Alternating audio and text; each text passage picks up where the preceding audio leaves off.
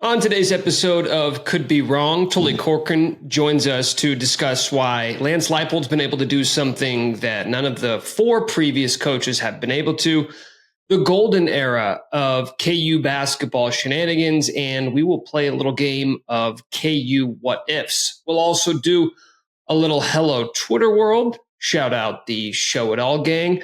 Mike has suspiciously fled the country, so there will be no controversy over who will be hosting today's show. I'm Nick Schwert. This is Could Be Wrong. And I could be wrong. You guys could look at this. And I could be wrong on this. I could be wrong. And I could be wrong. I could be wrong. I could be wrong on that. You'd have to ask him. But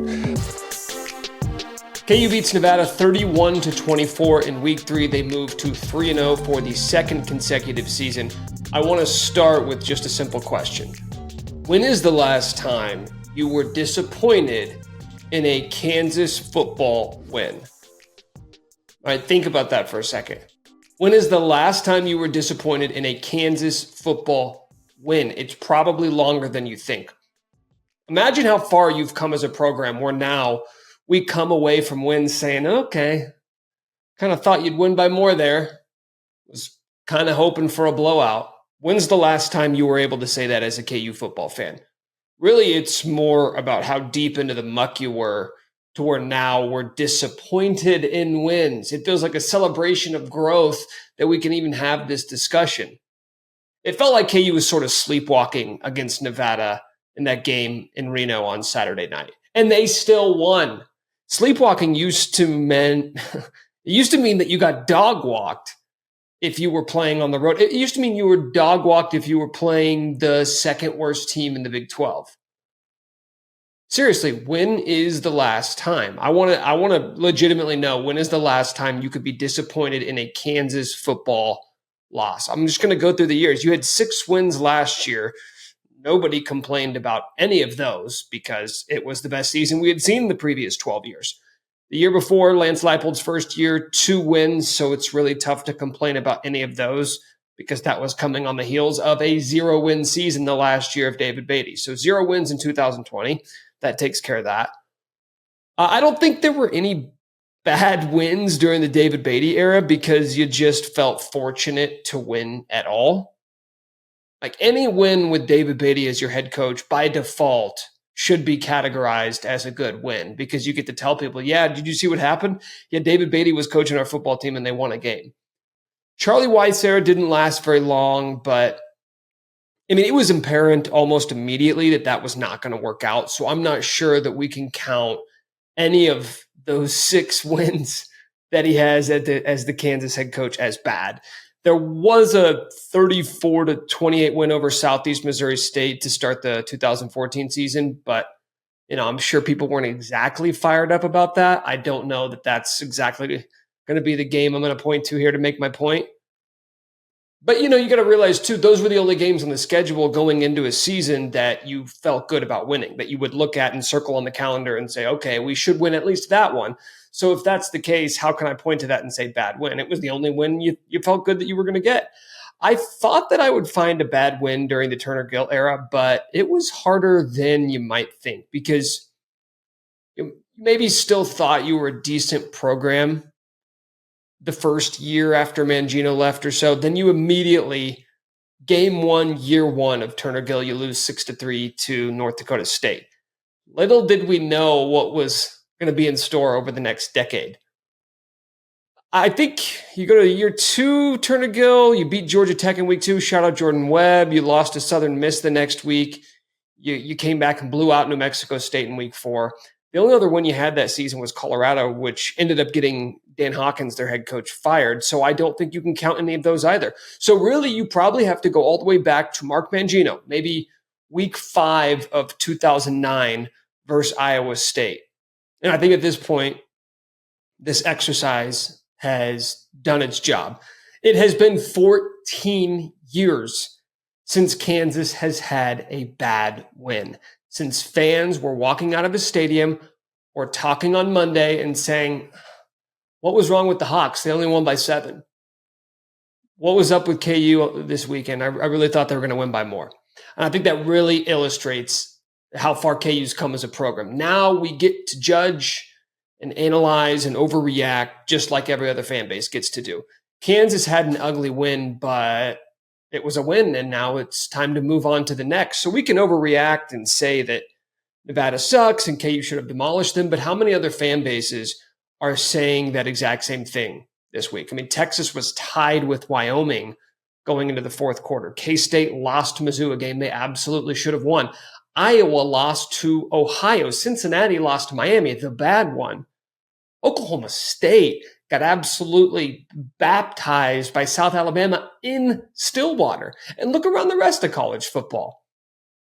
Florida State nearly blew it in the fourth quarter to Boston College. Alabama was tied with South Florida at halftime. Colorado had to go into overtime to beat Colorado State at home. And yes, you can go around college football and find plenty of good wins, but for every one of those, there's one of these. And everyone who doesn't have a bad win yet this season will have one at some point this year. And so I guess my point is, this is college football. And now you're a part of it, Kansas. Congratulations. And maybe because we've got the perspective as KU fans that other fan bases don't, because of what we've been through the last decade, maybe we'll be more level-headed and reasonable in not overreacting to ugly losses. But probably not. All right, Tully, how long were you on the KU beat? 4 years full time, but I covered the team really for about 8 years for the Capital Journal. I was a part-time student for 4 years before that. So, from around 03, 04 to 2011. So were you still there when Roy was there? When who was there? Roy. No, my first year in Lawrence was Self's first year in Lawrence. It's perfect. Wow. It's perfect. Yeah. And when you say part-time student, you were a full-time student working for the Capital Journal part-time. Yeah. I was like, oh. In those days, the Capital Journal had something called a correspondent. There was a KU one and a K-State one, and I was the KU one. I got to do that. So thank you for paving the way. It was really great. It was a great deal. Yeah. 04 would have been 2 years into Mangino being the head coach. Is that about right? Yeah, that's right. 04 was the year they beat K-State to end that. I think it was 11 or 12 years. That was one of the first games I covered as a professional journalist. Actually, it's probably like 5 or 6 games into it. So awesome. I always thought I caused a lot of the good stuff that happened for KU. I mean, they started going to bowl games. My first year on the beat, they went to the Orange Bowl, won the national title in basketball. I've brought this up to people. Nobody wants to give me any credit for it, but I feel like there's an argument, Yeah, like the questions that you were asking the coaches in these press conferences, they go back to their office. They start to think about things. Yeah, it really made him think. Yeah. I mean, I don't know if Todd Reesing's red shirt gets pulled in 06 if I'm not around, Wow. So many people are saying that. Many are. When did it feel like things started to turn for football? Because they went 2-10 in Mangino's first year. Yeah. And I believe they went 6-6 in his second year. And I think it's interesting comparing that to like the last 4 coaches at KU where we kept looking for signs of things turning. Turns out they never did. And the guys got canned, but Mangino was able to kind of get a leash that maybe some of these dudes didn't. When did you start to feel that like, okay, maybe there's something here? Well, it definitely, that second season when they won 6, but that was, that's a JUCO quarterback. Bill Whittemore was the quarterback. They had kind of a lot of Bill Whittemore. Yeah. Billy Heisman, we were calling him at that time. But, so that roster you didn't feel like was going to – I don't think in 03 you necessarily thought, okay, there's a build happening here. And there kind of wasn't. The next year I think they won 4 in 04, but one of them was, they beat K-State. They also almost beat Texas that next year at home. That was the infamous BCS $ game. So I really thought that year you started to see, okay, this is a pretty disciplined football team. They're going to be good on defense. They're not going to beat themselves. You started to put together, that's what a Mangino, football program is going to look like. It's just always a question of, is there going to be talent? Are you going to have a quarterback? Mangino's first, until 2006, when Reesing, gets the red shirt pulled, his luck with quarterbacks had been just awful. They were injured all the time. Guys that they recruited that seemed like they were going to be really good players were, okay. Adam Barman, decent enough player, almost beat Nebraska on the road one year, but you just didn't know if they were going to have that much talent. It was really probably 2006. They went 6-6. They had won that bowl against Houston, the Fort Worth Bowl. And, I think later in that year in 2006, they had a ton of games that were really close, and they kind of lost them. And, a lot of stuff could have gone either way. They probably could have won 8, maybe 9. But you saw there was talent on the roster at that point. They had Akib, they had Daryl Stuckey, Reesing had pulled the red shirt. The receivers looked pretty good. So, when did it really turn? I thought by the end of the 2006 year, you're looking at the team going, okay, this could really be an 8-win team probably next year. But I would actually probably pinpoint a little earlier. I'd say when they beat K-State in 2004, and then that Texas game in 2004, you start thinking, okay, Mangino's got something going here that I think is going to be reliable. Are they ever going to have the talent to, be in the top 25 all the time? Who knows? But I think by Mangino's third season, I think you could see he was probably going to be going to a lot of bowl games, if he was there for a long time. Hold on. What was the BCS $ Mangino press conference like? Were you in there? Well, it was amazing to me because I was a very young reporter. I'd been in very few, contentious situations in a press conference or anything like that. And it was, just to refresh anybody's memory, it was a total garbage call. They called offensive pass interference on Charles Gordon. He ran an out, caught the ball. It would have ended the game. KU would have won the game. They call offensive PI. They punt. Vince Young gets the ball, and the rest is history there. But so Mangino comes into the press conference, and you can tell he's dying to talk about this call because the first 2 questions are really kind of like patty cake, like how mad is this guy, and then I think it was Kevin Haskett asked him about the call, and I don't remember the full quote, but he's like, that's what made the difference in that call in front of their bench. BCS, $.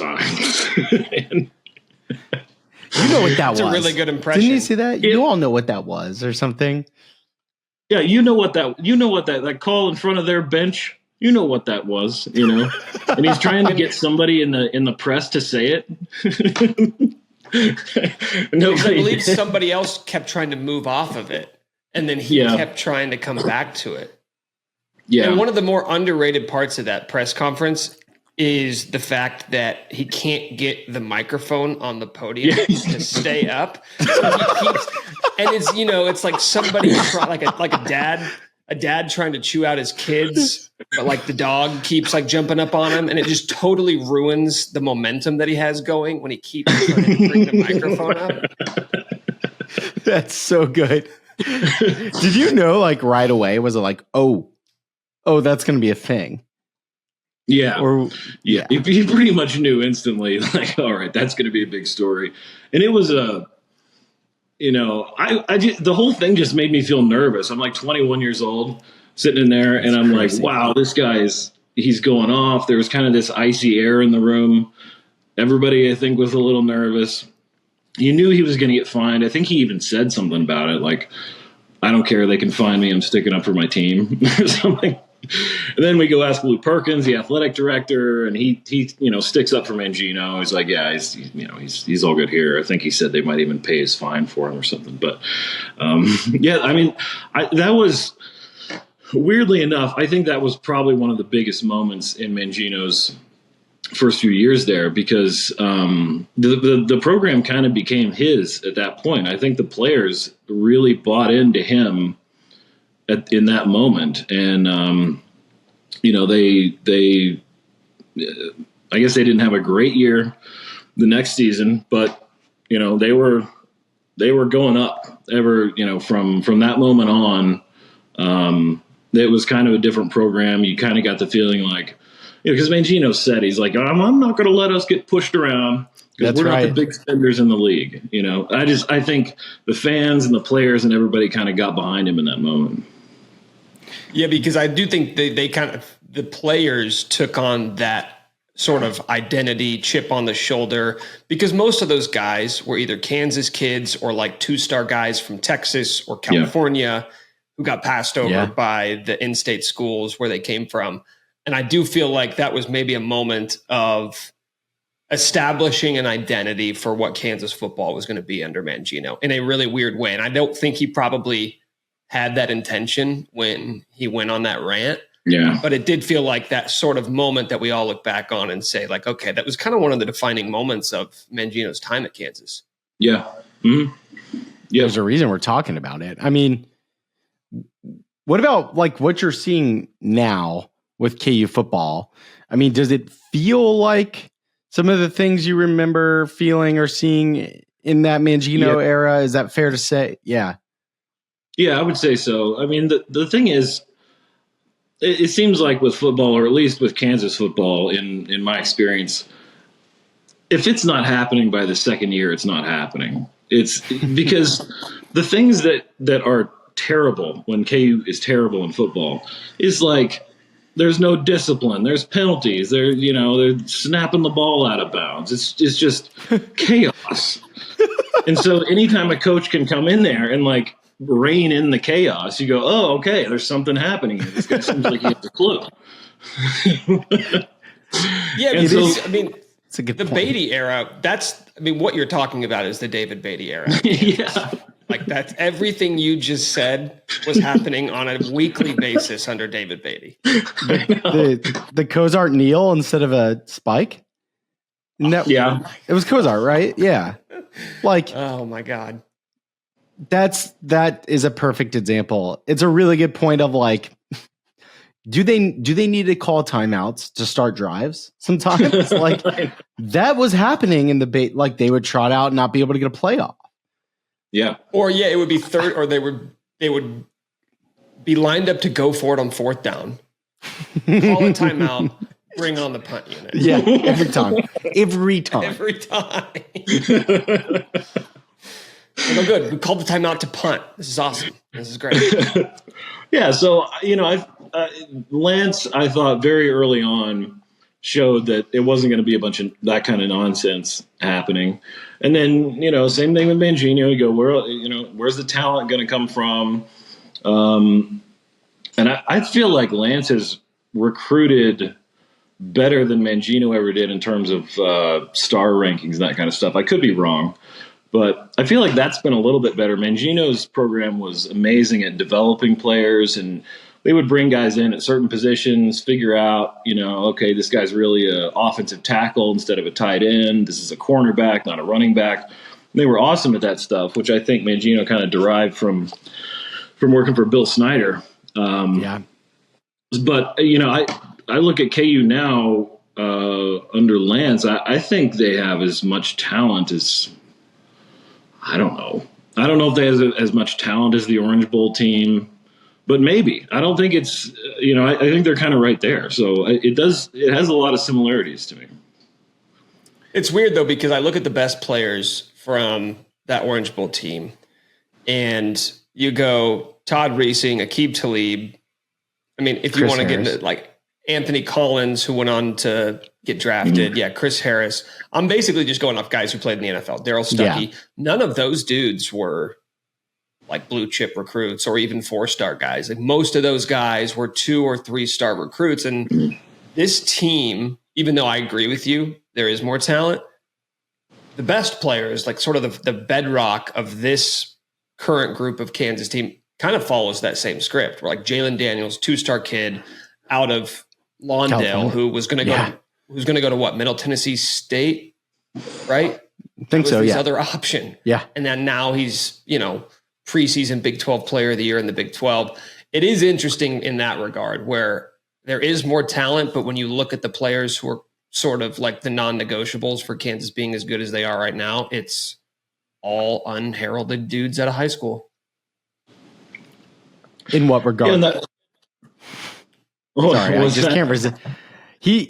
Nick said in that regard, and I just can't resist saying in what regard, which is the Jeff Long quote to Sam Mellinger when Mellinger was like, your coaches haven't been successful.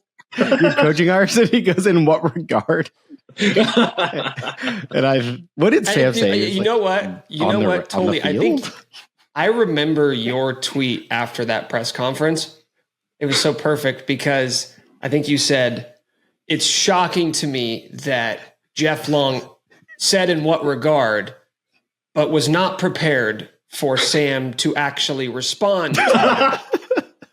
And for then him having to answer the follow-up of on-field success. Oh, that's what it was. That moment was the final straw for Jeff Long and is part of what led KU to this point here, which is crazy. Thank you, Sam. Thank you, Tully, for asking appropriate questions on Twitter and sending me on a hearings journey.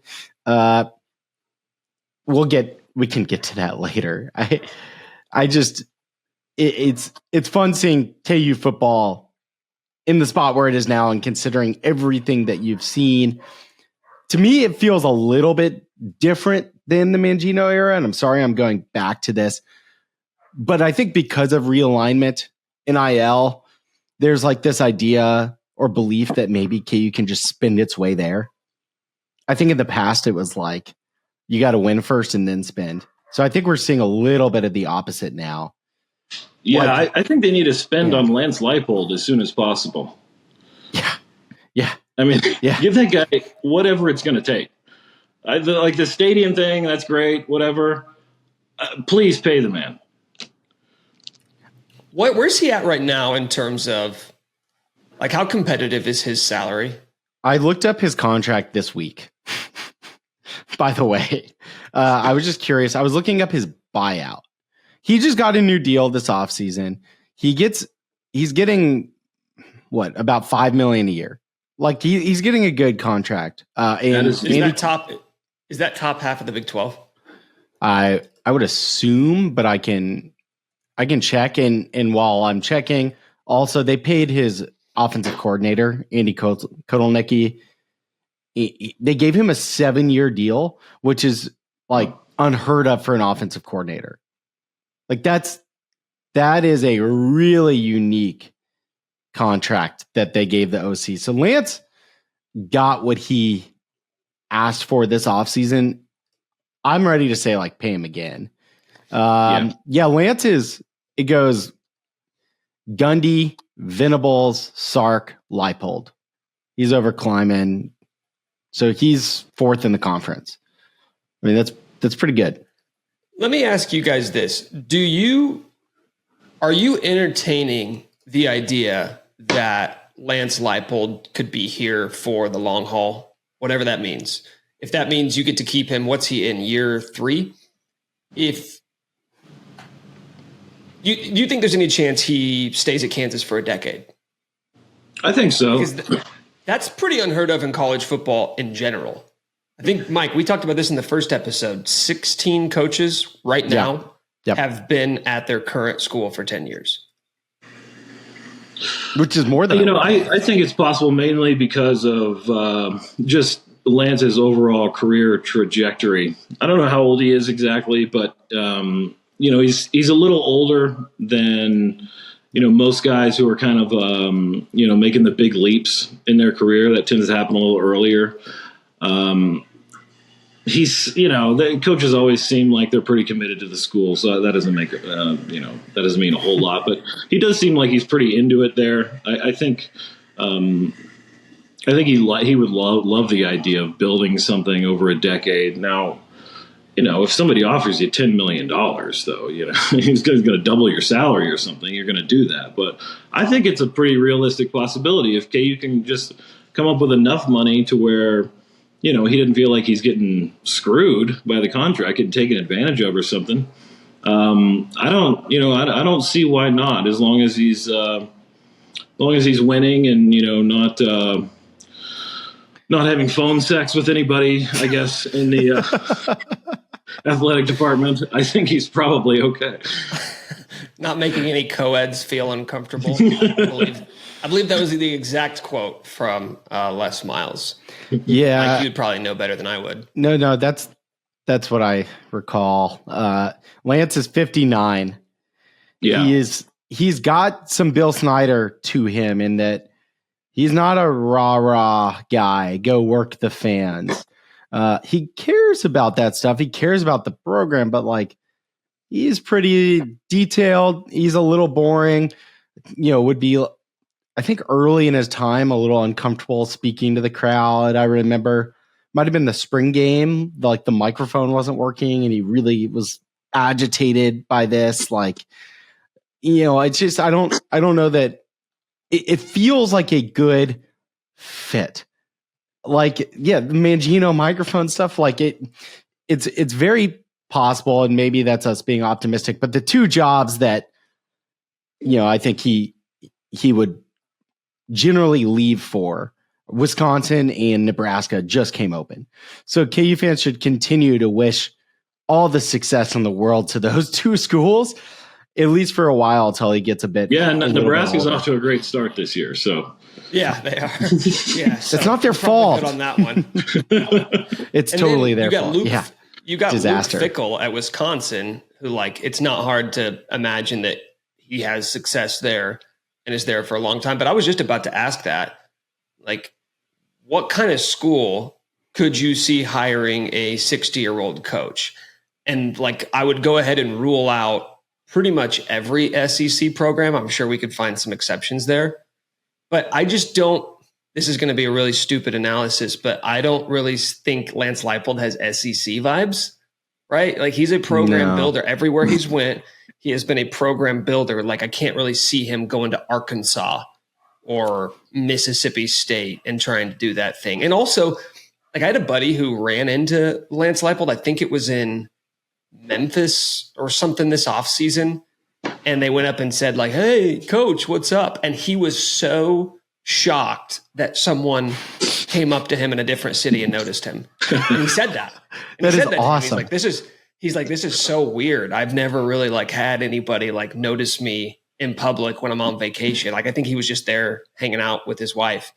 And it's like, see, there's a level of expectation, like, of what he has, like, what it means to be a college football coach, and the lights and the attention that you would get on you in the SEC doesn't really seem to, like, gel with his personality. But I mean, I'm sure $12 million a year gels with his personality. So, like you said, I agree. Price for everything.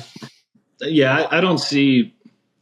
really don't see any of the big glamour programs coming after him at this point. I don't think he's a fit in the SEC. I think he's got to be somewhere like in the Midwest.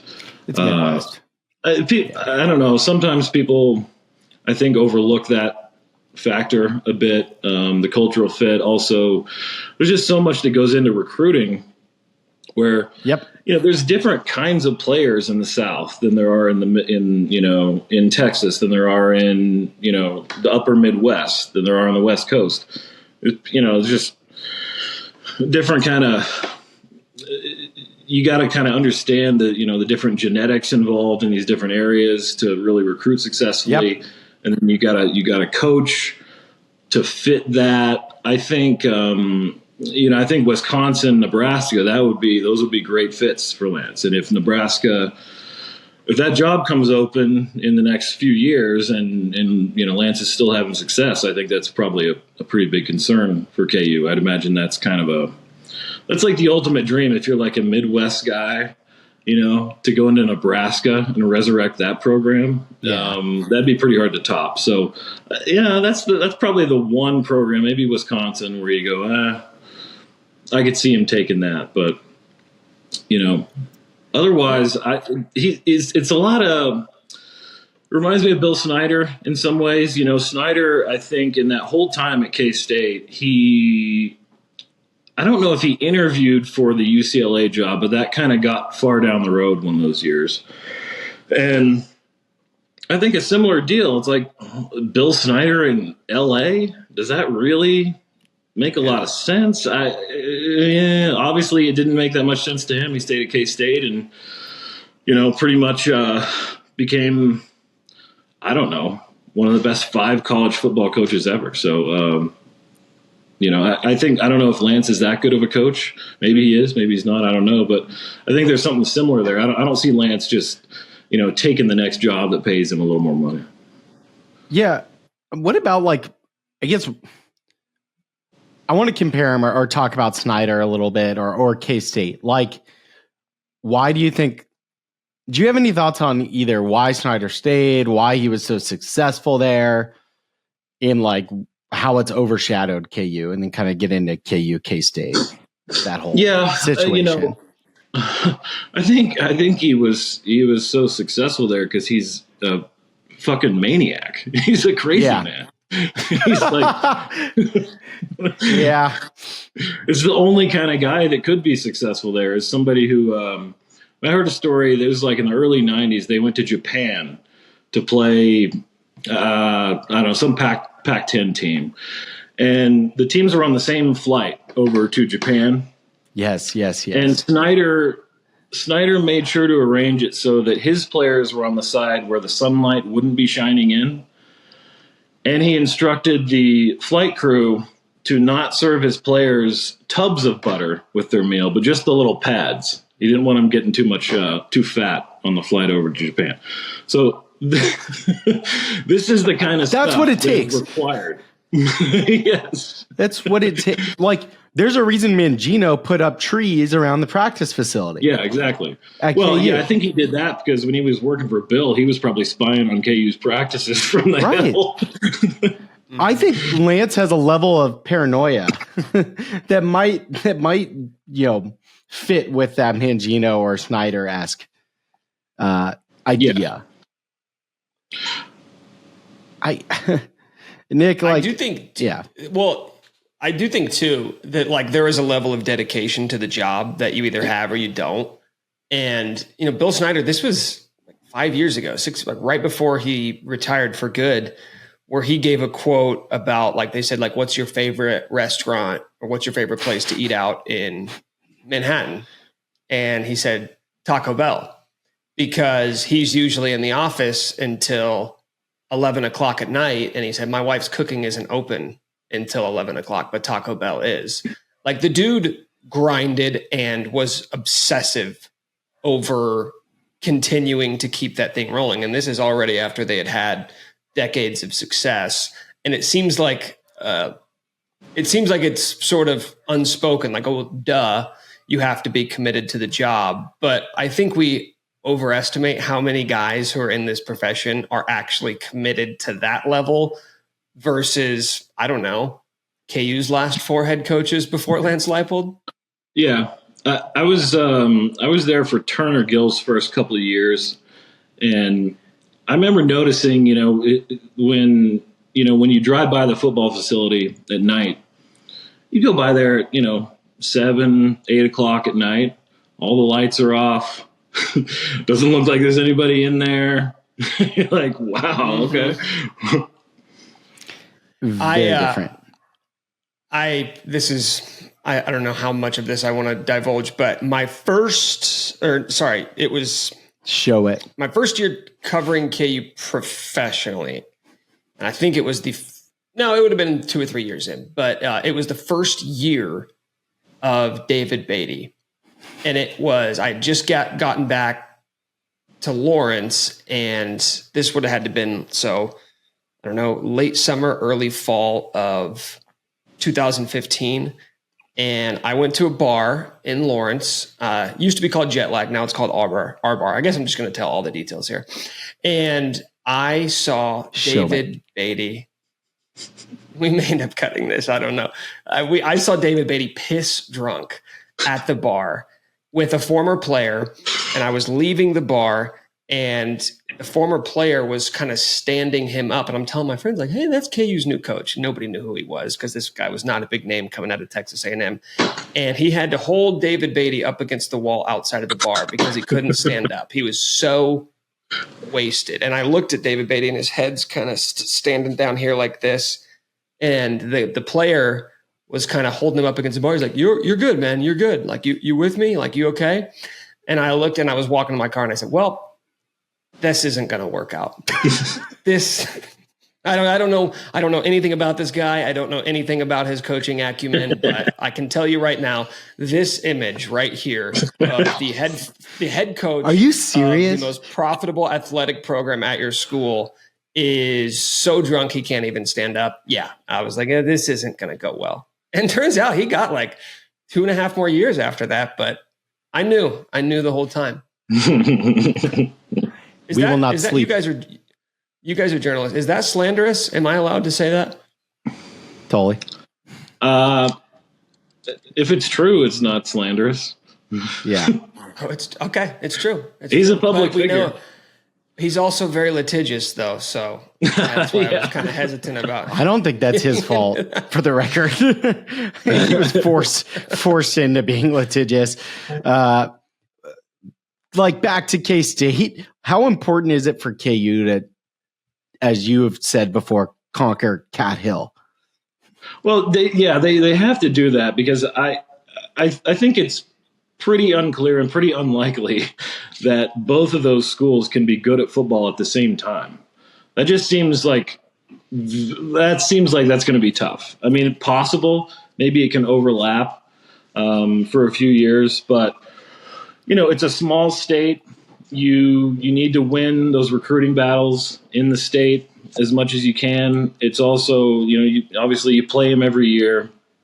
And, if you're in a situation like KU has been for most of the time since 1989, where it's just, you can just mark off a loss to K-State every year, how are you ever going to, you have to beat your rivals.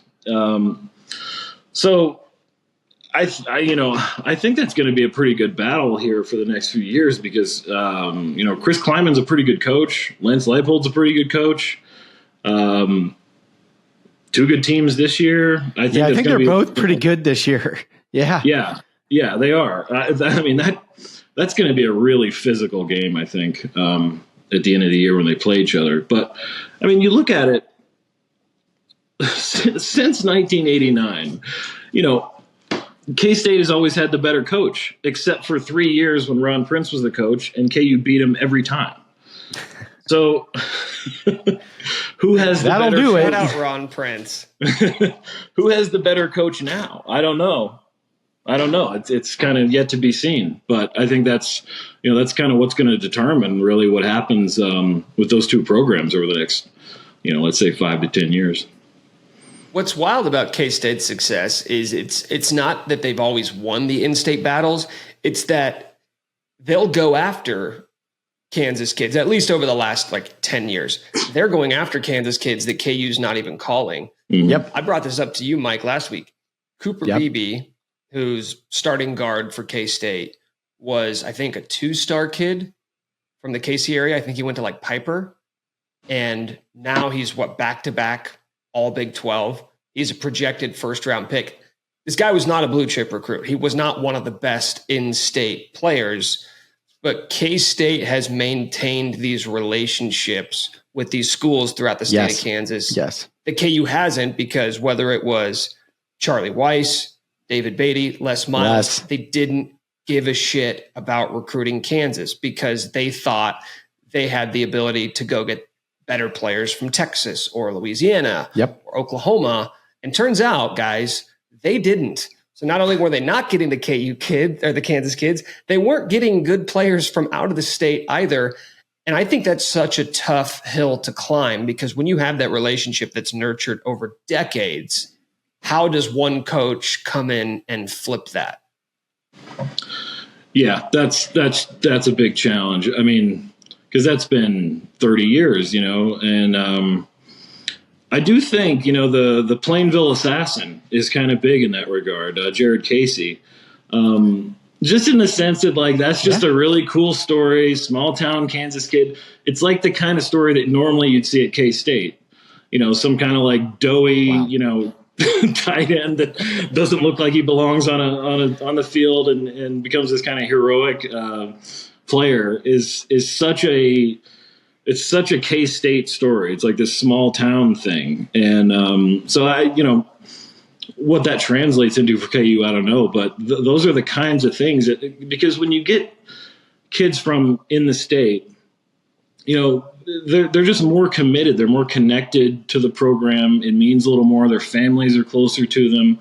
They're going to develop more. They're probably not going to be looking to leave quite as much or quite as early or quite as quick. And you can build around those guys. You look at Mangino's best teams, Daryl Stuckey, Kerry Meyer, these they had all kinds of guys on defense too. Jake Sharp. Jake Sharp, yeah, Nick Reed, Justin Thornton was a Kansas guy, I think, or Kansas City. But these are guys that come in. Kerry Meyer's a quarterback, comes in and becomes leading receiver, I think, of all time in the program. And it's just something that those guys grew up together in the program. I think you need that with in-state kids. And maybe one thing that's changed since then, back in those days, it seemed like you might have 5, 10 D1 football players in the state in a given year. I think now that's a little higher. That may be more like 15 or 20. So it's better. There's a little more to go around. It's better. Those guys are going to go home for Thanksgiving, and if they just got their ass kicked by K-State, they're going to hear about it. That's that's part of it. They really don't want to have that conversation. Like that is a difference. The talent is better, but it is years that KU has to overcome of building trust in, and they just need to keep showing it, as Nick and I would say. Got to keep. They do need to show it more. They got to. I want to ask both of you. I want to ask both of you guys this: what do you guys think was?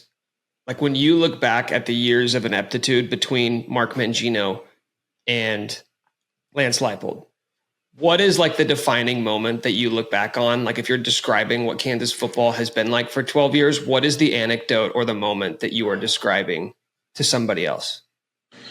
Well, so I don't know if this is the best example, but it's the first thing that came to mind. There was a play, Montel Cozart was the quarterback, and I think he scrambled, breaks into the open field. Yeah. He's like 30 yards downfield. And all he has to do is keep running straight to the end zone, and it's going to be a touchdown. He cuts back for no apparent reason directly into the defense and is tackled. And then they don't score on the possession.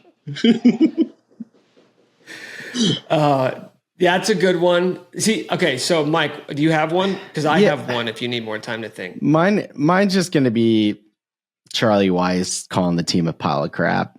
Because Weiss to me is the low point. And that was early, and that was sort of early. And it was his second Weiss. year. He did that at Big 12 Media Day, too. Was that his first or second? It doesn't even matter. It was going into his first year, I thought. Yeah. For me, it's anything with Weiss is generally going to be the low point.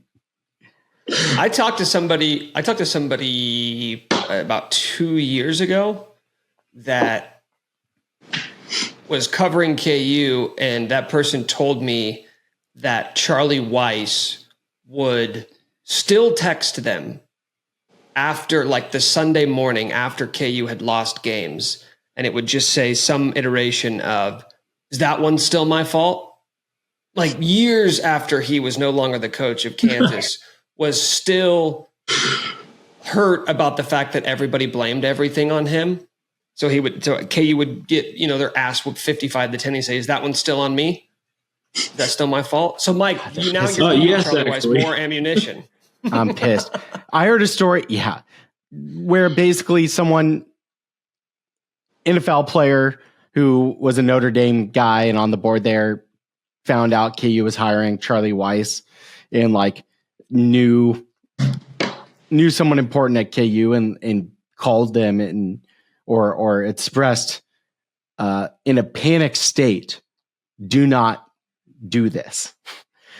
And apparently the message got to Zanger and he was on the plane with Charlie.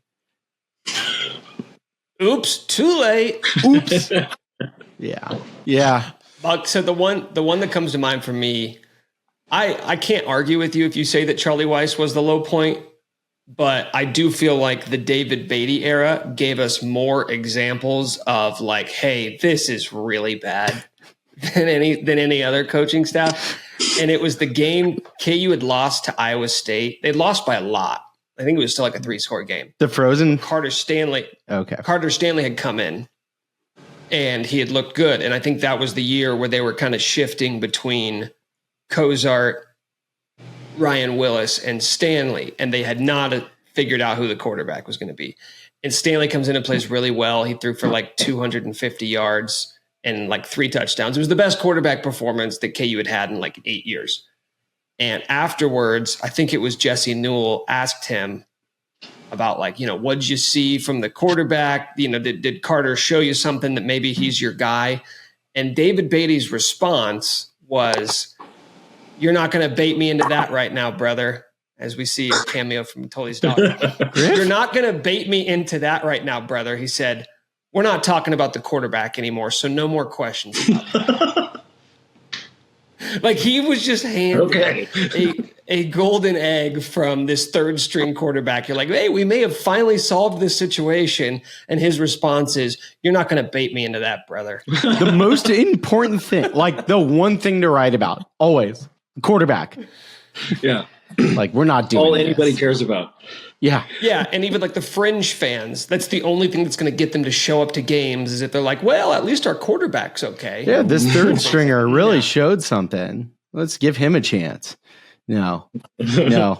What if Carter Stanley had more of a chance? Feel bad for him. For the record. Do we want to do more KU football? Do we want to do some what ifs? Yeah, I want to do the what if game because you brought this up last night and I think it's a really fun idea. Okay.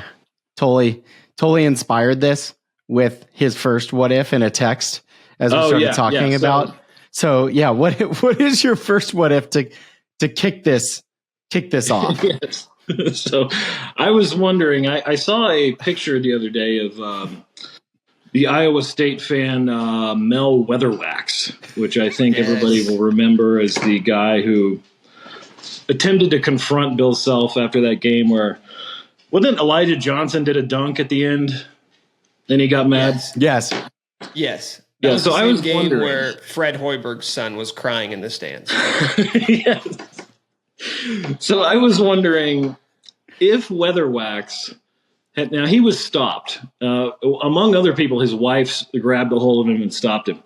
But I'm wondering, had he made it to Bill Self? Had he thrown a punch? Had the punch landed and Self been knocked out? And there's pictures of it. Can you imagine? Is KU basketball still the same? Is Bill Self still the coach there? Does it kind of change everything in that moment? That would have been like 2011. 10 or 11 or 12. 11 would have been my guess. So at this point in time, were we still entertaining the idea that Bill Self could go to Oklahoma State, or was that idea dead by then? I think that was close to dead, but I think it was about dead. Because I would say like when you're a coach and you're contemplating retiring at any point, or honestly, you don't even need to be a coach.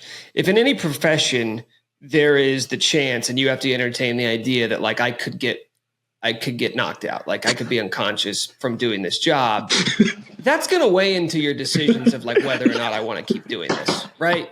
Like if you're Bill Self and you're like, is it worth it anymore? Yeah. Like what the fuck? I would tell you this.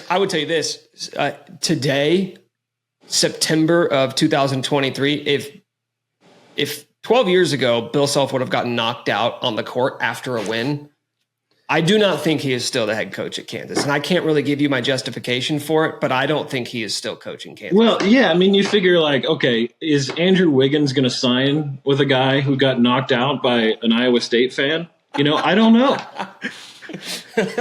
He's like, I think can't that's in respect this question. guy. He Self has some street cred that probably gets lost in that moment. Though, if Weatherwax connects, he's not knocking out Bill, right? No, I don't think so. It would have to be a heroic punch. Yeah. If it's a cheap shot, if That's he comes true. in from the side and catches you in the jaw, you never know. You never know. I think, that would be a tough look if you're a recruit and you're like, I'm going to go play for Kansas. You mean the guy who got knocked out by the Iowa State donor, the super? Yeah, I feel like it's one of those things like academically in your head, you're like, oh, it wasn't his fault. It was a cheap shot, whatever. But somewhere inside of you, you're going, I can't get over that picture of him laying unconscious. That's what he's known for. It's kind of like the idea of you're out with your girlfriend or wife and some guy hits on them. It's like, well, I have to stand up to this guy in this moment because I don't want her to lose respect for me. Yes. And it's kind of the same idea with the recruit. It's like the recruit's kind of like, I know it's not your fault, but you probably should have done something about that. Yeah. Now, on the other hand, let's say Weatherwax connects, but it doesn't knock Self out. Self swings back, knocks him out. Yeah. Is Self That's still the most coach of likely KU? way that plays out.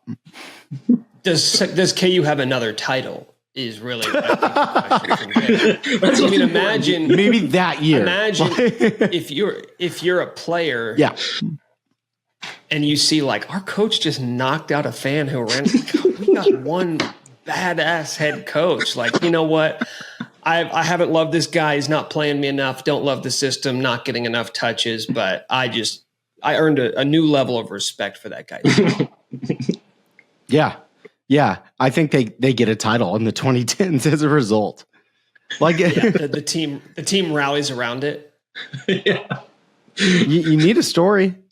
And that's a story. Look what I'm willing to do for this team. Ask yourself how deep you're willing to dig. All right, Mike, I have one. I have a what if here. What if Roy Williams truly didn't give a shit about North Carolina? What if when he said that after the championship game loss in 2003, he meant it? I don't give a shit about North Carolina. He comes back, and let's imagine that he is a Jayhawk for life, and he spends his entire career as the head coach of Kansas. Is the Kansas basketball program in a similar state, in a better state, in a worse state than they currently are? It's hard to imagine they could be in really a better state. Maybe there's another title in there, maybe not. But yeah, I figure Roy is going to win at least a couple titles from 2003 to now. How many did he get in North Carolina? Three? Yeah. Yeah, so I'm thinking he probably gets 2 or 3 at KU, and I think they're about the same as they are now. So that's not a fun hypothetical. Tyler Hansbrough plays for KU in this situation. So probably. KU gets Hansbrough. They probably win one with him, or he just another Heinrich Collison like situation. Because Hansbrough was from Missouri, and I think had that connection with Roy. So that's one which would have made a big difference. I think KU probably has some happier years early on, but the longevity is where I think KU is in a better spot because of Bill. Because right now, like the rate that KU is recruiting at, and Bill is like kind of, he gave that press conference after the health issues and came back and said, we're going to take this place to a level where it's never been. That's what I want to do. Something like that. And then he went out and showed it with the way that they hit the portal this year, the way they're recruiting right now.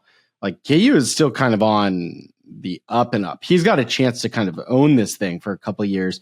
there aren't, he's the top coach in college hoops right now. So the longevity, the potential that comes with that, I think actually, like, obviously this is happy, crimson and blue colored glasses with this answer, but like he's got a chance to stretch this thing out for another 5 to 10 years that probably wouldn't have happened with Roy. You think 10 more years? Okay, 5 more years, and then Jeremy Case. Morningstar takes over.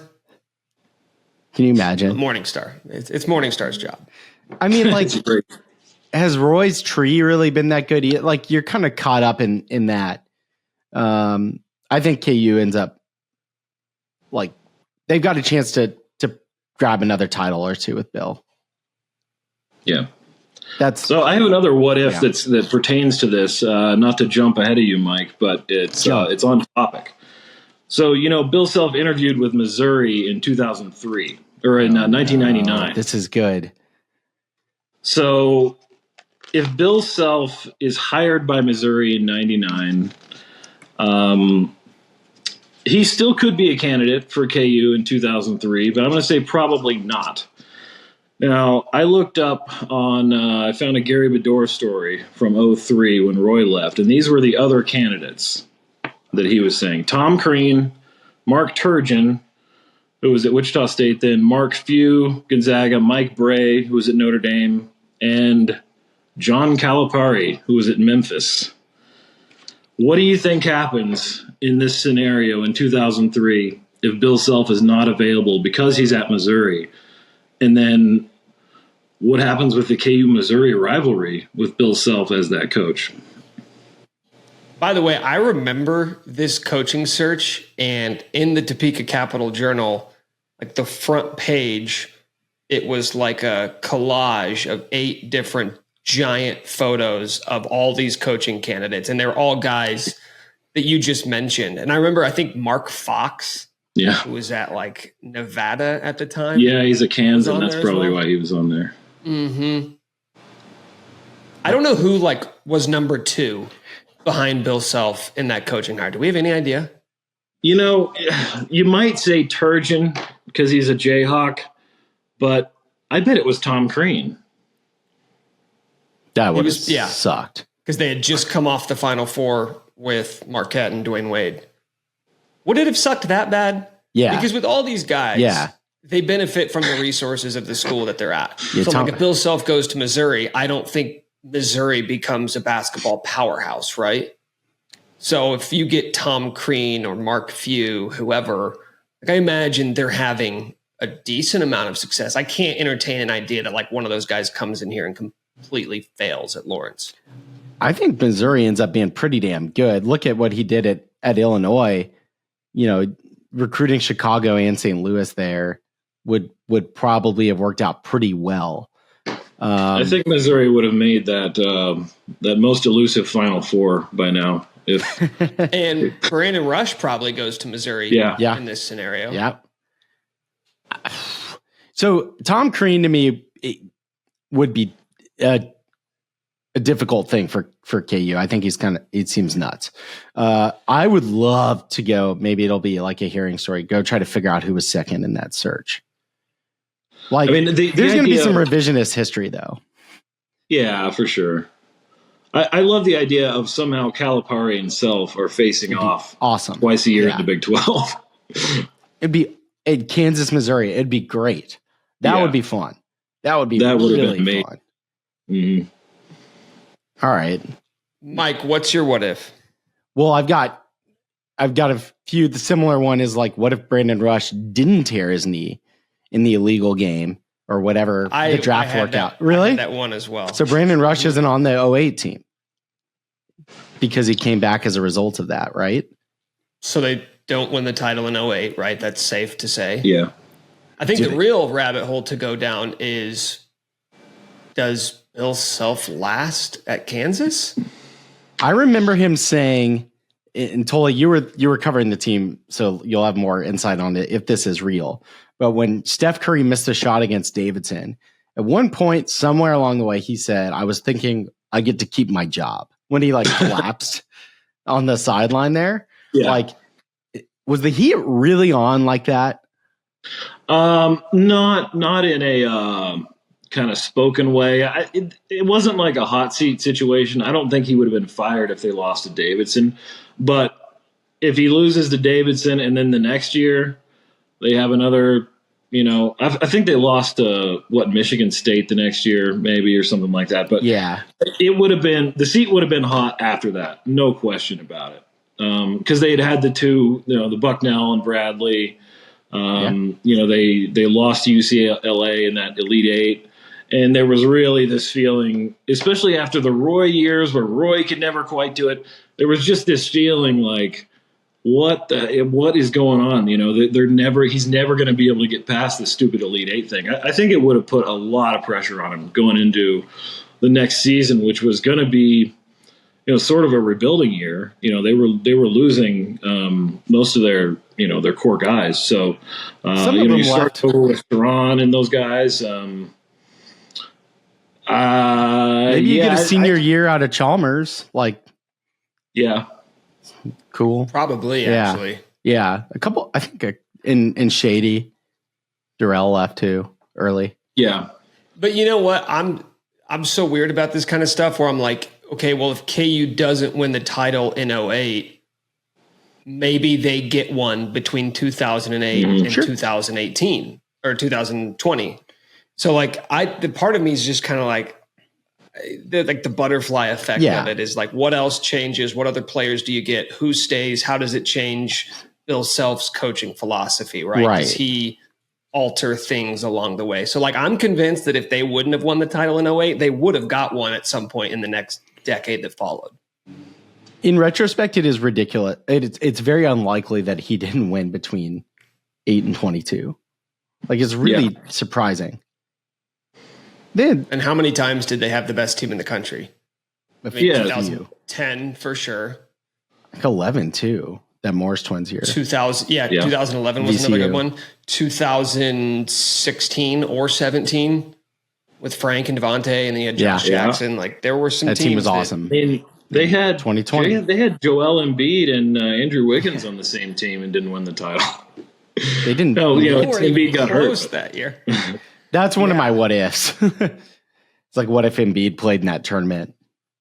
They would have won every game by 50 points.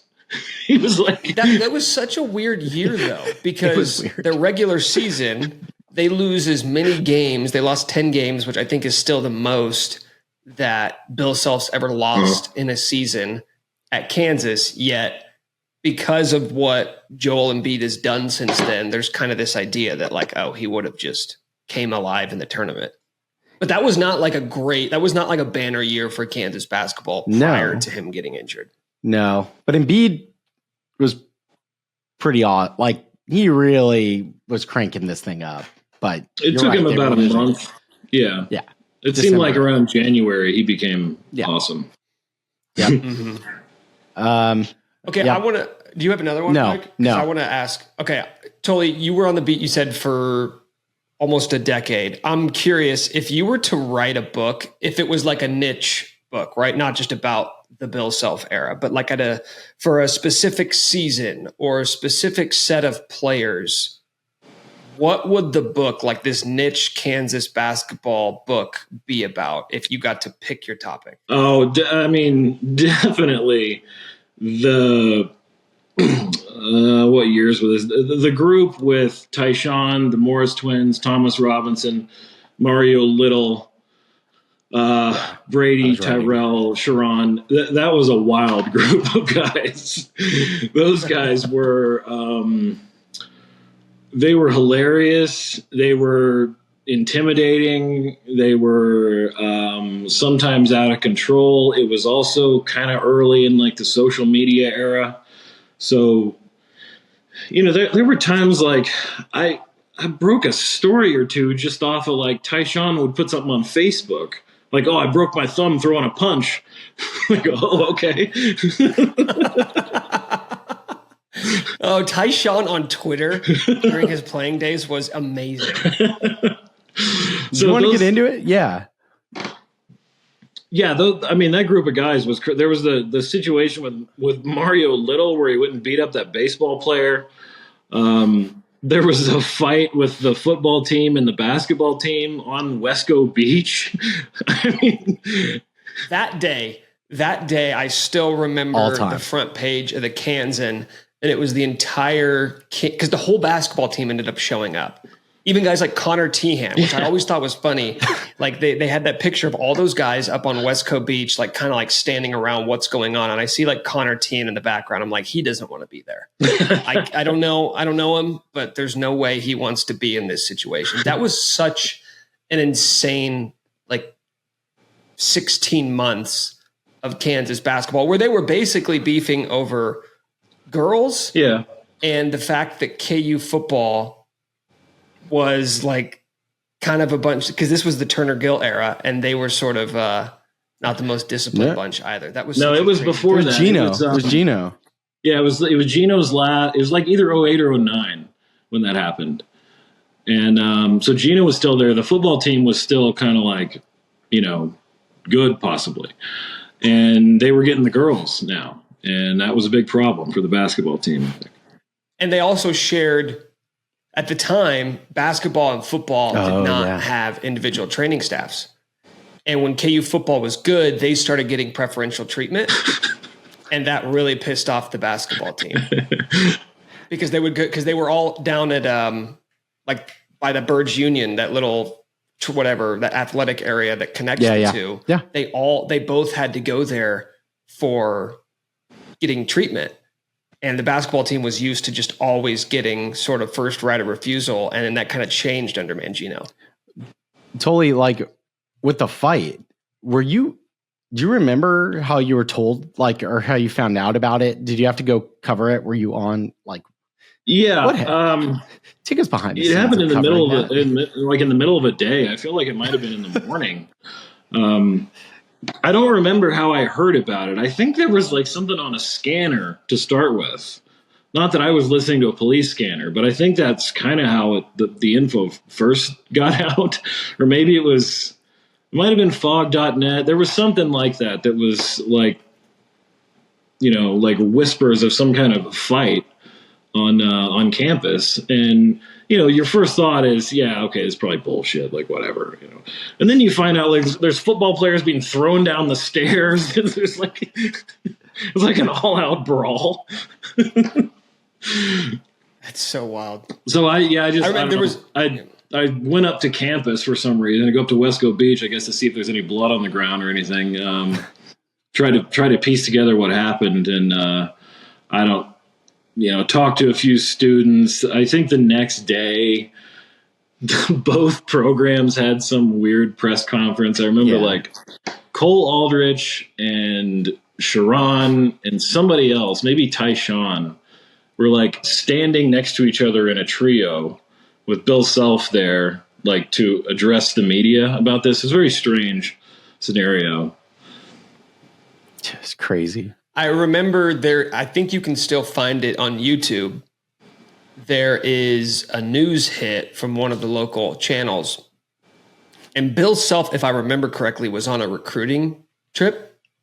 And he had to come back early to address this. And there was a media scrum, and he still had like his readers on because he clearly was like not prepared to be in front of a bunch of media members.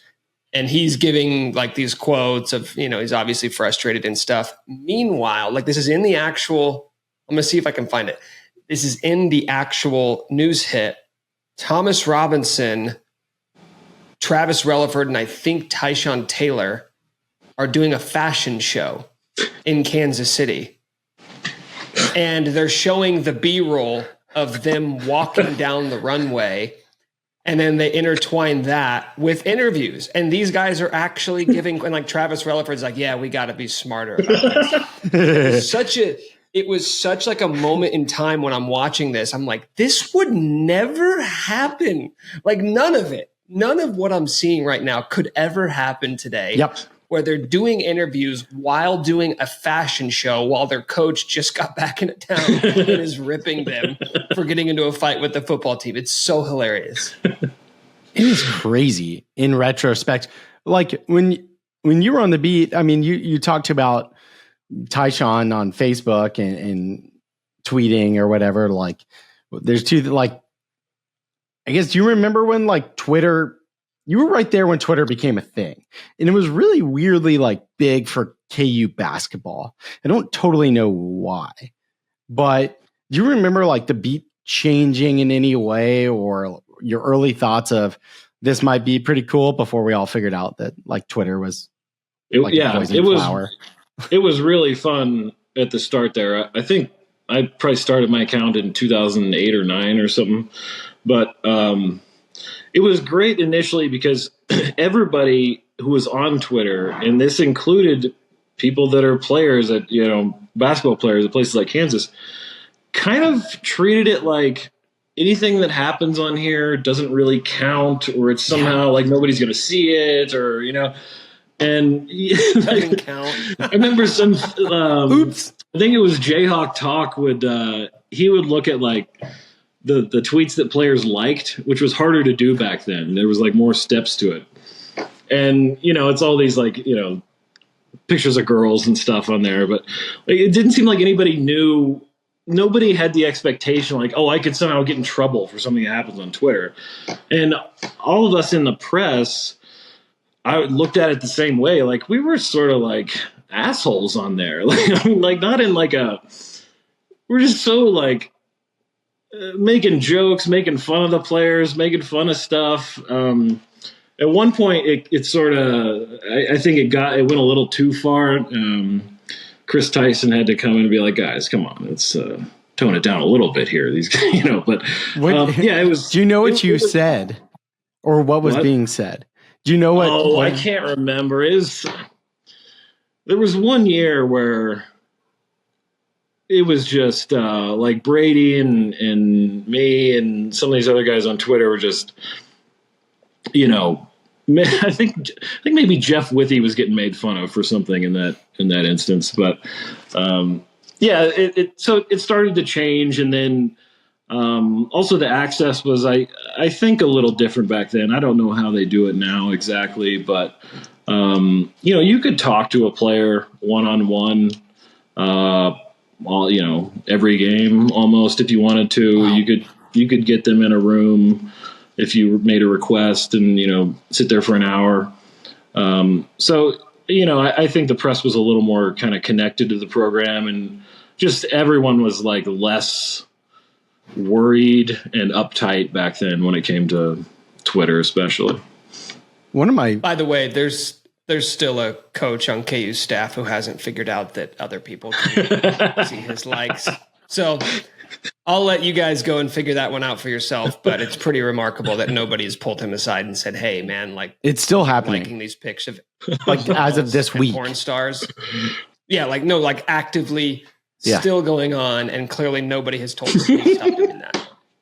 Or they haven't, just, he can't, he won't.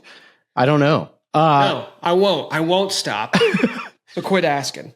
One of my favorite things, I've ever read about KU hoops was your blog post about Tyshawn.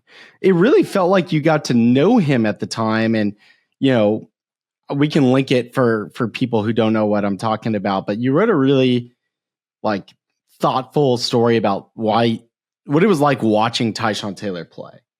Yeah, he was it was, with him, he was such a kind of open guy. Yeah. He sort of lets you see what he was all about in a way that some players don't. And I thought it showed in the way he played basketball too. It was like his personality was really expressed in that. And I always, Tyshawn is probably all the athletes I've covered in my career. It's a lot of them. He really stands out as one of my favorites just as a guy. He was so fun to talk to. He was interesting. He was honest. He had all these flaws, and, as a player that, I think everybody looks back now and with fondness for him, but he was one of the most criticized KU basketball players of the last 20 years for most of his career. So he just was really fascinating. And I wrote it after that win against Missouri, in 2012, and he had an amazing game. And I just felt really happy for him. This guy, I felt like I did, got to know him a little bit and saw him go through all the stuff that he went through, and to have that big game, in the last Missouri game, it was just really kind of satisfying to see for him. I think totally. One of the things that you created. Sorry, do you have another one, Mike? No, just go ahead. Well, because one of the things I think around the same time that I don't know how this was born, but it's something I still think about to this day when KU is either playing well or struggling, is the dunk corollary. Yeah. Can you explain to everybody what the dunk corollary is? Basically, and how you kind of came about this? Yeah. So I was thinking about it. It was in 2008, like early in that year. So this is like the Morris twins are freshmen. It's Sharon's the leader of that team, and the twins could not dunk at that point, or wouldn't. I mean, they never dunked in games. They could barely jump. And I think Brady might have asked Markeith about this. And he's like, "Yeah, I just get too tired. I don't know." He was conserving energy by not dunking. But I just started noticing that, it seems like basketball sort of just goes a lot easier when a play can be finished with a dunk. There's so many plays that happen around the rim where it's like, if that guy could just go up and dunk it, or in transition or something, you get an easy basket out of it. And so I just started thinking, I think maybe the simplest way to look at basketball is how many of these guys can dunk in a game, and so I started, just talking about this dunk corollary thing, and that team was very low on the dunk corollary rating. By the end of the year, they came up a little bit because Thomas was playing more, and the twins lost a little bit of weight, I think. But I think it applies. I mean, every KU team since, when there's a bunch of lobs and there's like a big guy in there, you can just grab a rebound and then stuff one in. It makes it so much easier for you. I always thought intimidation was part of it. Yeah, I mean that helps a ton too, especially at home. You get these plays, but I think probably the ultimate example of this was NCAA tournament game. They're playing Purdue. It was a really tight game. Tyshawn and Elijah Johnson are the guards. And there's this play in the second half, late in the game, where it's kind of like a 2-on-1, but it's not. This is going to be kind of a tough 2-on-1. But Tyshawn just throws a lob instead of like a bounce pass to Johnson, and turns it what would have been kind of a tough play into like an easy finish. You just go, okay, that's it right there. KU in 2022, when they won the title, love to dunk. Yeah. Big dunk team. That's a good take. Yep. Mm-hmm. Yeah. Factual. That's a factual take. The Tyshawn Elijah lob was like with a minute left. It was a ballsy play. Yeah. It was a It was a ballsy play. That's the other thing, it's you make a ballsy play like that late in the game and execute it. I think there's emotional boost there. Did Bill Self ever weigh in on the dunk corollary? I don't think I ever brought that up specifically, but he has talked about dunks. I mean, he loves dunks. I think he likes the emotional. Who doesn't, Yeah. He wants a team that dunks. I will say this, Bill Self's like, if you were to boil down his basketball philosophy, it is the best teams get a lot of easy buckets and keep the other team from getting a lot of easy buckets. And you could argue there is no easier bucket than simply dunking the ball into the basket. Yeah. Unless you're Jalen Wilson, then apparently it's pretty tough. Pretty tough for him to pull off, I guess. Did he ever get one? He had like 2. I feel like he got one at some point, maybe. I don't remember it though.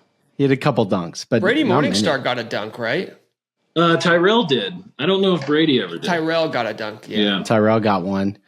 What about like, okay, so Bill didn't talk about that, but do you have any Bill memories that stand out that you want to share, or any that come to mind of covering him, or Other than getting yelled at, What'd you get yelled at for? well, yeah. So there was one. This was 2011.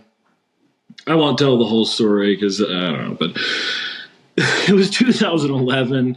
They were in the tournament, and I think they played Dayton, if I'm remembering right. But it was one of the early games in the tournament, and there was like a bunch of trash talk in the tunnel before the game. Like Richmond. And KU ended up winning the game, and then I think the next day we're in the locker room. I was just asking like Marcus Morris, I think, about, why do you guys talk trash, all that kind of thing. And he gave me this great answer, a very quotable answer about how it fires me up, this kind of stuff. I thought it was, I didn't think he was going to get in any trouble for saying this, but the quote got picked up by Pat Forty. And Pat Forty put it in this column How where dare you? He's like criticizing, he's like ripping KU over this thing. No. Yeah. And so then I get the call because it was in my story where the quote came from. So I get this call from Bill, he's all mad. He's like, well, why are you asking? Why would you say that? I was like, I just asked him a question. It's what he said. I thought it was a good quote. He's like, man, all I tell these guys is no distractions. All we deal with is distractions. And here's one of our own beat guys, causing problems. I'm like, Bill, talk to Pat Forty about this. I mean, that's what you're going to be mad about. Talk to 40. Oh.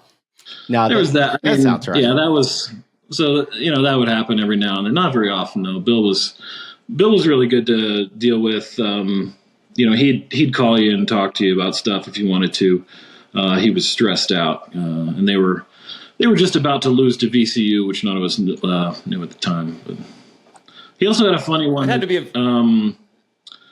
Brandon Rush. There was one time where they were on curfew, and they get a call from the Hawk that some of their players. This story's legendary. Are at the Hawk. So practice the next day, everybody shows up, and they know who it was. It was Rush. He was the only one there. So everybody shows up, they line up, and Bill's standing there. He goes, all right, anybody break curfew last night? Nobody says anything. Anybody go to the Hawk last night? And Brandon kind of goes... He's like, Brandon, why would you do that? Yeah. Brandon goes, man, that place was cracking last night. It's so good. It's so good. He's like, so said he told, all right, get on the line. But it's like, you can tell Brandon Rush to run. It does not faze him. He could do it all day. It's nothing to him. I think, I remember like he just said it was like so funny that there's just like, he even couldn't be that mad. Like his response was so good. Yeah, he goes. Yeah, that's what he says. Like, how could you be mad at him after that? It's so good. It's so good. Man, that had to have been a stressful time for Bill. Yeah. Like, I know these last 7 years have been pretty stressful, but just in terms of like being a coach and the things that you expect to deal with as a coach, coaching that group of guys had to be pretty taxing on him. Yeah. Rush was a challenge. I think in certain ways, because he's just kind of his own guy, just a little bit. I think he liked basketball. I think he thought it was cool to play at KU, but it wasn't. He wasn't like one of these basketball nerds that's like all about it. He just kind of liked. It's like I always thought when like George Bush was the president, he just kind of like liked being the president. That was kind of like Rush. He just sort of liked being there. That has to be the first ever Brandon Rush George Bush comparison, right? Yeah, that has to be. I like it. Probably the last as well. I hope Probably so. Well, Tully, dude, this was fun. I'm glad you agreed to come on with us. Yeah, thanks. Thanks for having me on. I haven't done a podcast for a while, and you guys seem like you have a lot of fun on here. So can confirm we have fun. We have fun. Yeah, We have fun. You should come on with us again during basketball season. Yeah, let's do it. I want to talk dunks. I want to talk a little bit about like KU media stuff too, and in the state, and another time it'll be kind of interesting. I think that's a unique thing people don't get to hear about. So if you're interested also in listening, let me know. Tully, what are you up to now? I think people want to know, I guess, briefly.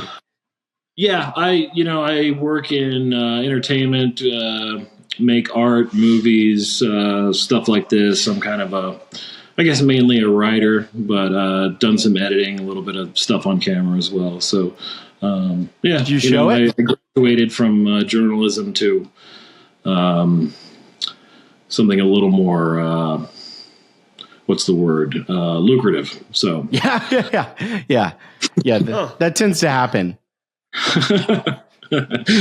Yeah, there's about 3 people on this video chat that could probably attest to that. Well, I'm glad you're still writing, and this was awesome. Thanks a ton for doing this. Yeah, and please make a Morris Twins documentary if you have the time. Oh my God, that would be that's awesome. a good idea. I hope those guys aren't mad at me. I don't think they are, but they were at one point. So. They're fathers now. Yeah. They're adults. Maybe they've moved on. All right. Well, thanks again, Tully. We appreciate you, man. See you guys. Do it again.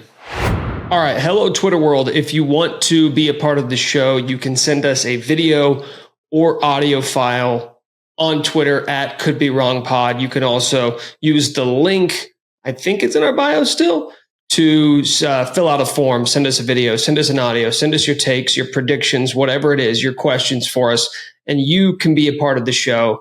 Hashtag Show It All Gang. Shout out to the Show It All Gang. All right, this first one, I believe, is just an audio take. I don't think we have video for this first one. All right. Hey, guys, I could be wrong, but I just finished the pod, and I don't see how the optimism is only as high as 8 games. We're going 4-0 to start. We're going to go into Texas.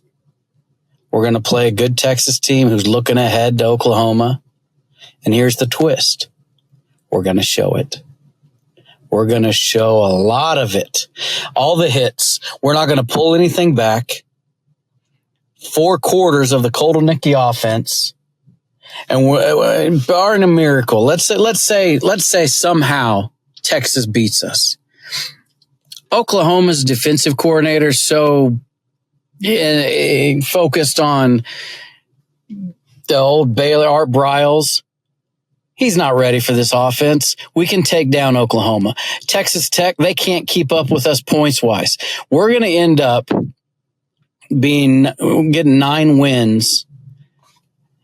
Possibly 10. K-State's a coin flip.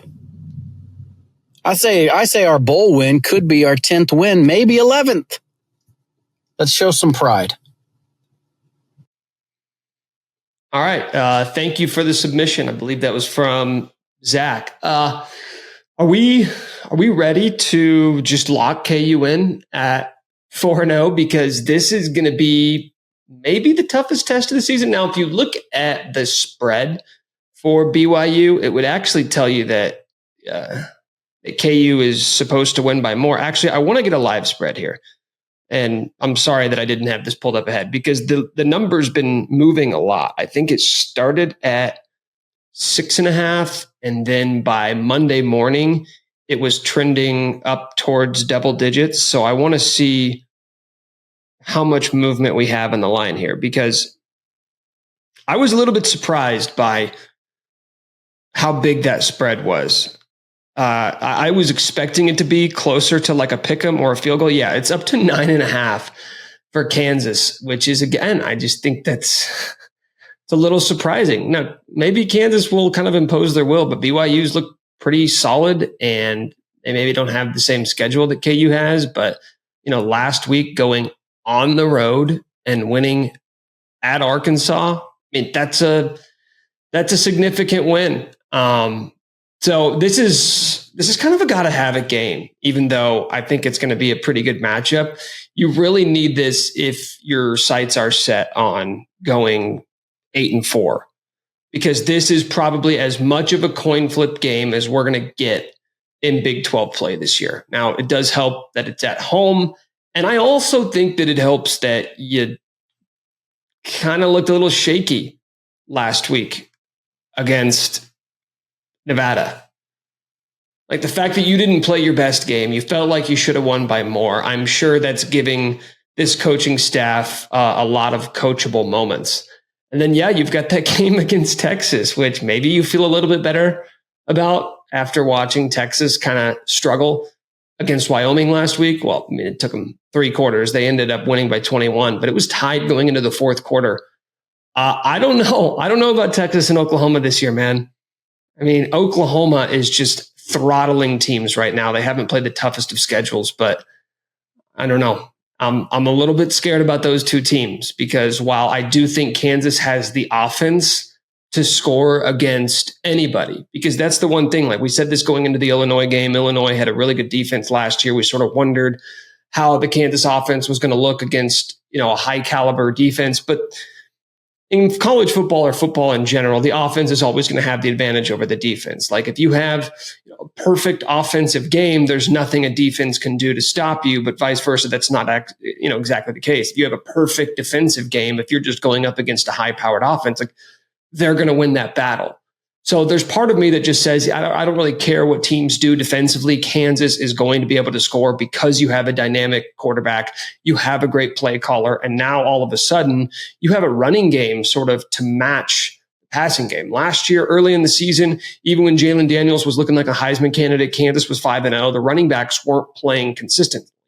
Well, now all of a sudden, your running backs are healthy. Devin Neal looks like one of the top backs in the country. And if that's the case, then Daniel Highshaw might be a top 20, 25 backup running back. Now, maybe that's more, you attribute that success to the scheme more than you do the individual players. But Devin Neal is a dude.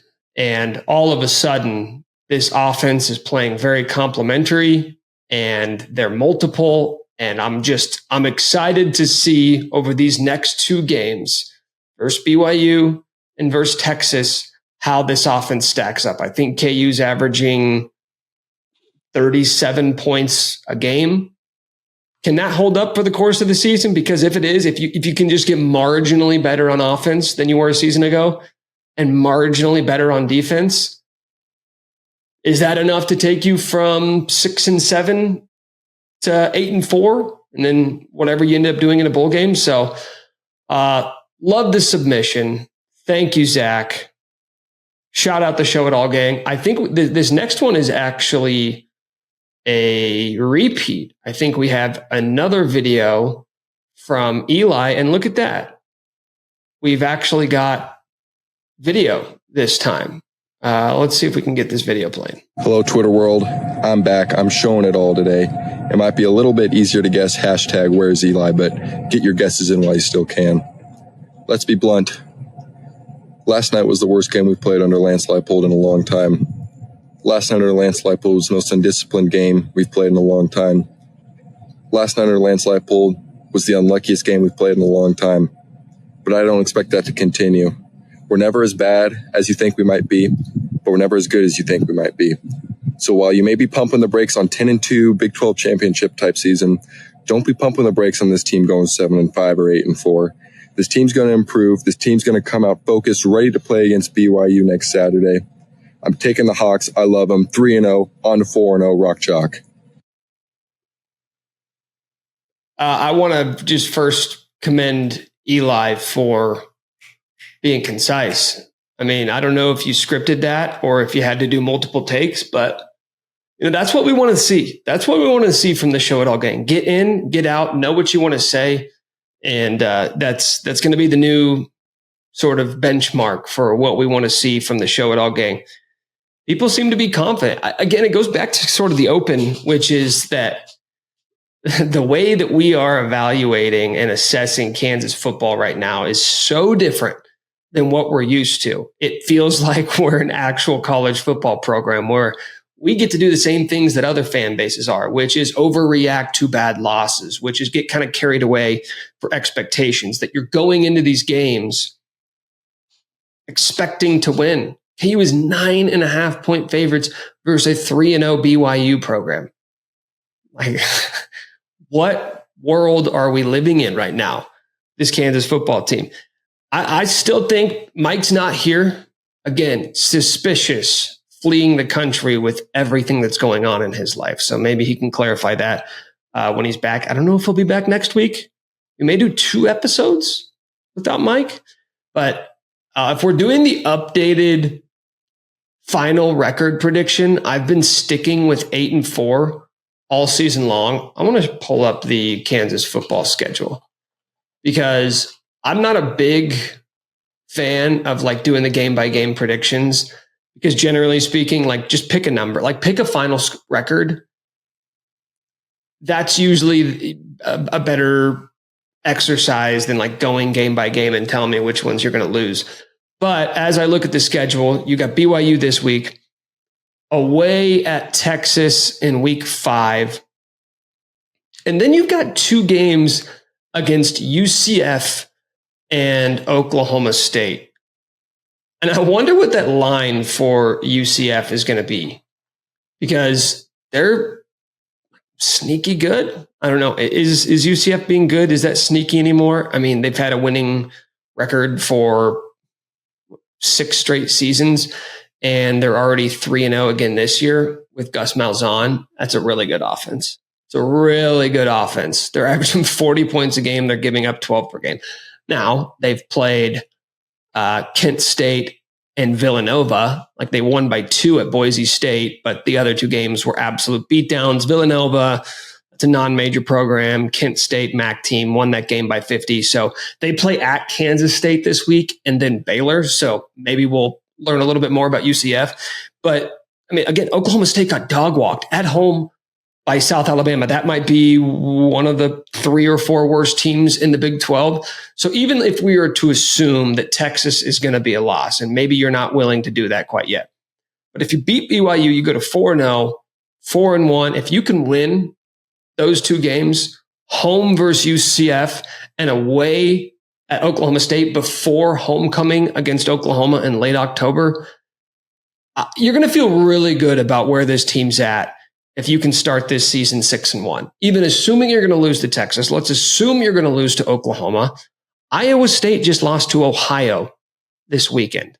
So now all of a sudden, all of these games where maybe in years past you would look at them and say, okay, that could go either way. Now all of a sudden you're feeling really confident about those games. You're feeling confident about Oklahoma State. You're feeling confident about Iowa State. Texas Tech's going to be tough. K-State's going to be tough. Cincinnati lost this weekend. I think I see 3 losses.